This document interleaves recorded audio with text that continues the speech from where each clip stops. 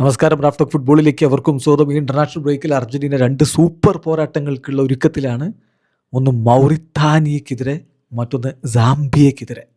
ഇപ്പോഴിതാ 2 ഫ്രണ്ട്ലി മത്സരങ്ങൾ കൂടി അർജന്റീന ഷെഡ്യൂൾ ചെയ്യാൻ പോകുന്നു എന്ന വാർത്ത പുറത്തേക്ക് വരുന്നു. അതിലൊന്ന് യൂറോപ്യൻ ടീമാണ് എന്ന കാര്യം കൂടി ശ്രദ്ധിക്കുക. യെസ്, മാക്സിമിലിയാനോ ഗ്രില്ലോയുടെ റിപ്പോർട്ട് TNT സ്പോർട്സിൻ്റെ ജേർണലിസ്റ്റാണ്. അദ്ദേഹം റിപ്പോർട്ട് ചെയ്യുന്നു, 2 ഫ്രണ്ട്ലി മത്സരങ്ങൾ വേൾഡ് കപ്പിന് മുന്നോടിയായിട്ട് 2 സന്നാഹ മത്സരങ്ങൾ ജൂണിൽ കളിക്കാനാണ് അർജന്റീന പ്ലാൻ ചെയ്യുന്നത്. മറ്റു പല ടീമുകളും അവരുടെ വേൾഡ് കപ്പിന് മുമ്പുള്ള സന്നാഹ മത്സരങ്ങളൊക്കെ നേരത്തെ സെറ്റാക്കിയിരുന്നു. അപ്പോൾ അർജന്റീനയുടെ സന്നാഹ മത്സരങ്ങൾ എവിടെ എന്നുള്ള ചോദ്യങ്ങൾ ഉയർന്നുകൊണ്ടിരുന്നു. ഇപ്പോഴാണ് ഇങ്ങനെ ഒരു സൂചന വരുന്നത്.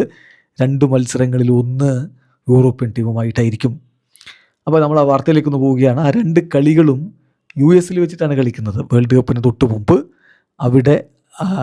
അവിടുത്തെ വേൾഡ് കപ്പിന് വേദിയാകുന്ന ഗ്രൗണ്ടുകളിലാണ് കളിക്കാൻ പോകുന്നത്. ടെക്സസിലും അലബാമയിലുമായിരിക്കും ഈ മത്സരങ്ങൾ ഉണ്ടാവുക. ആ 2 കളികൾ എന്ന് പറഞ്ഞാൽ, ഒന്ന് സെർബിയക്കെതിരെയാണ്. മാർച്ച് മാസത്തിലും സെർബിയക്കെതിരെ മത്സരം ഷെഡ്യൂൾ ചെയ്യാൻ വേണ്ടി അവർ ശ്രമിച്ചു, പക്ഷേ UEFA അനുവദിച്ചില്ല.